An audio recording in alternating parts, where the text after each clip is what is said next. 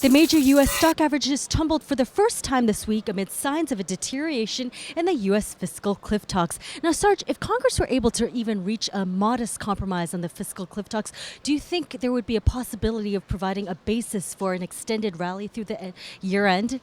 Well, as I said yesterday, I think they've kind of they're starting anyway to price in a compromise. Today they blamed the sell-off on the president rejecting the Republicans' plan. I really don't think that was it. I think we kind of expected that today. I think this was really traders taking sure profits because we're still considerably higher than we were on Monday. So a lot of guys made money pretty quick this week. So I think with the sign of any trouble and ahead of the next 2 days, which are supposed to be high volume, volatile days, I think some guys took some money off the table, so they're only playing with house money the next couple of days. I see. And tomorrow the next 2 days is going to be big on macro headlines. And existing home sales numbers will be coming out tomorrow. Excluding the Hurricane Sandy impacts, we're expecting ongoing momentum in the housing market. How bullish is your outlook on the housing sector? I'm pretty strong on the housing sector right now.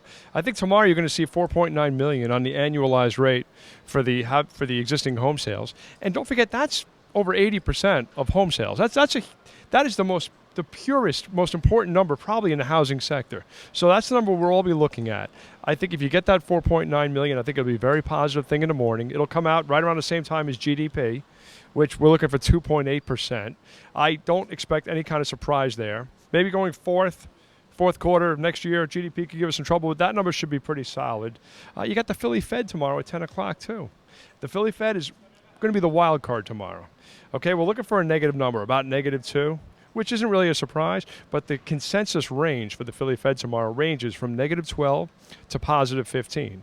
You have a 27-point range on consensus range. Now, these are the guys who study this. These are guys who are paid to have an opinion, and they don't know.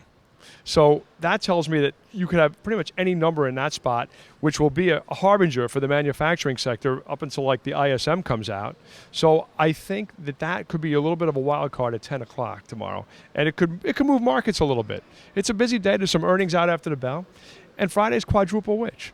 Friday there's some rebalancing too in some of the indices. So I think the next 2 days are going to be key days for traders ahead of the holiday next week. So increased volatility over the next 2 days? Without a doubt. You'll see volatility, you'll see markets moving, you'll see heavy volume, especially Friday. Thanks, Sarge.